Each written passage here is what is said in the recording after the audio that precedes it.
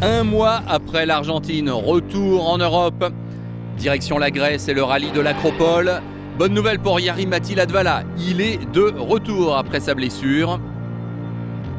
Solberg à ce moment-là est deuxième du championnat à 18 points de l'aube. Il désespère de renouer avec la victoire, le Norvégien. Et on retrouve Latvala qui, en dépit de sa convalescence, est le premier leader de ce rallye.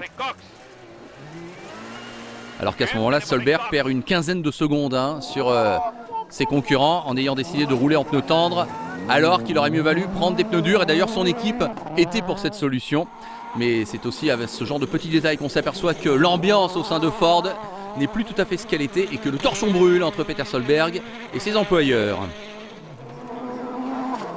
C'est Sébastien Loeb qui prend les commandes du rallye à partir de la 4e spéciale. Mais attention, Jari-Matti Latvala n'a pas dit son dernier mot. Et effectivement, le duel entre le Finlandais et le Français va se poursuivre tout au long de la 2e étape.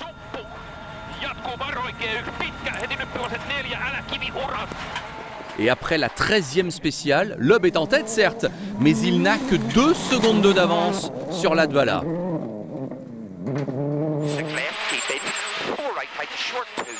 Allez, on retrouve Peter Solberg puisque, hélas, Jari-Matti Latvala va avoir un accident dans la 14e spéciale.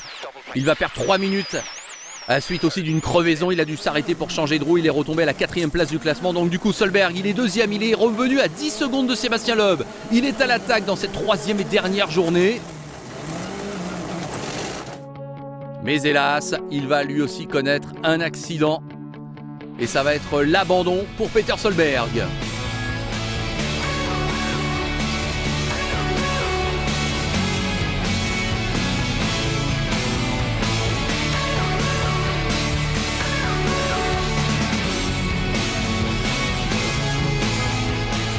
Non, décidément, il n'y arrivera pas, le Norvégien. Il se prend la tête entre les mains. Très très grosse désillusion, une fois de plus. Et il pourrait y avoir des regrets chez Ford parce que, figurez-vous que dans la 20e spéciale, il va arriver à Loeb, ce qui était arrivé à Latvala. Lui aussi va crever, lui aussi va devoir s'arrêter pour changer une roue. Et lui aussi va perdre pas mal de temps, en tout 1 minute 20. C'est dire que s'il n'y avait pas eu ces petits soucis pour Latvala et pour Solberg, la victoire a été possible parce que Sébastien Loeb, lui non plus, n'a pas été épargné par les péripéties. Mais il a tenu bon et c'est donc Sébastien Loeb qui s'impose, sa 3e victoire dans ce rallye de Grèce, la 4e pour cette année 2012, la 71e de sa carrière et il a à ce moment-là 30 points d'avance au championnat.